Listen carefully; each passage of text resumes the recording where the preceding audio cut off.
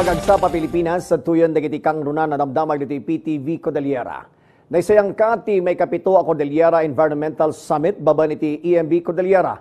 Panggap daytoy ang makibinadang kaditi nagduduma sektor tapno masolusyonan ti pakasiknan ti aglawlaw. Report manipod kini Dante Gito. Namamaris a disenyo. Enjoy dagiti uping iti panagpintada iti nagduduma a scenery. Pasit daytoy iti 7th Cordillera Environmental Summit nga adaan panggap a maadaan iti kolaborasyon dagiti sektor ken opisina tapno masolusyonan dagiti pakaseknan iti aglawlaw. Panggap metlaeng daytoy a mapagbali na posible ti economic prosperity kagiddan ti pannakaitandudo iti environmental sustainability. Your presence in this event then underscores the willingness of the Cordillera to ensure that the future of its mountains, rivers, and its natural resources is sustained for the next generation. Malasin nyo kadi, no asino daytoy? Ti obra, karaman kadagiti inisyatiba iti programa ti food waste management, na iparang kadagiti dimaray no kasano ti umno apan ang imanehar kadagiti sobra ataraon, nga imbes sa diretso ang maibeleng, posible pa ay mausar iti nagduduma awagas. Doon sa isang planta ko, I can convert 5 to 10 tons a day.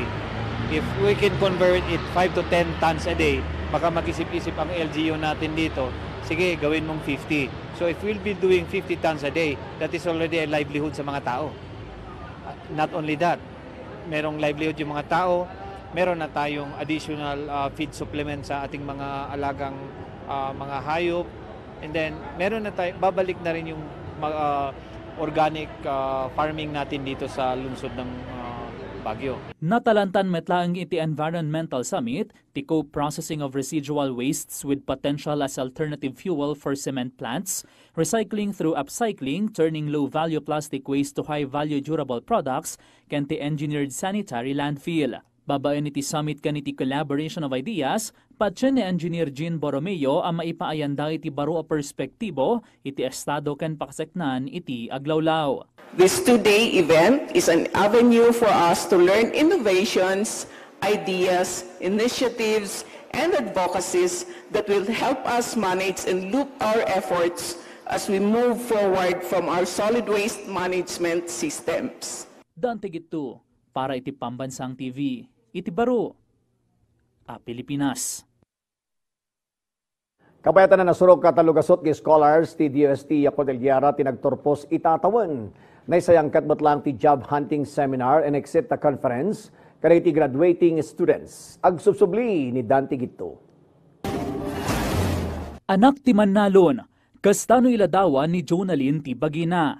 Ngem nalaos ti ragsak na gaputa uray na kurapay ti panagbiagda aglepas ita a semestre ti kurso a Bachelor of Science in Biology. Yes po, lumaki po ako na during my high school ay self-supported. Ay nagstay po ako sa house ng ibang tao in order to support my education. Nagstay ako sa house ng isang father doon, isang priest.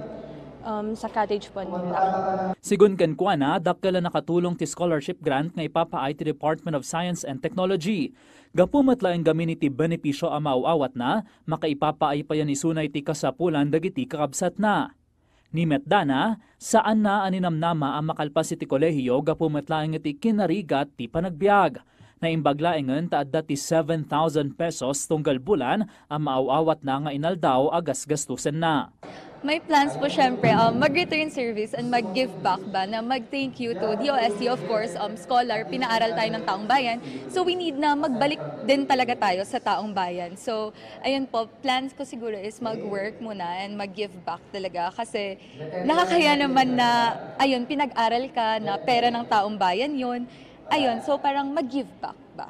Pakabukla na 326 ti agturpo sa DOST SEI Scholars para iti academic year 2023-2024 iti rehiyon Cordillera. Naisayang kat ti job hunting seminar and exit conference for graduating students. We need to equip our scholars with necessary skills and knowledge in order for them to be knowledgeable on what would happen after they graduate, in order to enhance their skills also to enter the professional world. Panggap daytoy ang maiyunay-unay ti scholarship agreement terms and conditions nang runa iti service obligation dagiti scholar. Ang ratio po natin is 1:1.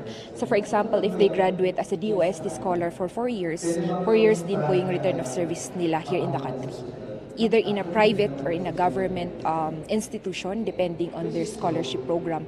Since we have a special program which is the RA 10612, for them po is necessary po talaga na magturo po sila as the return of service obligation. Panggap matlaang daytoy ang makaipaay iti basic job hunting strategies, interview skills, packaging of job application, documents, kan dadumapay.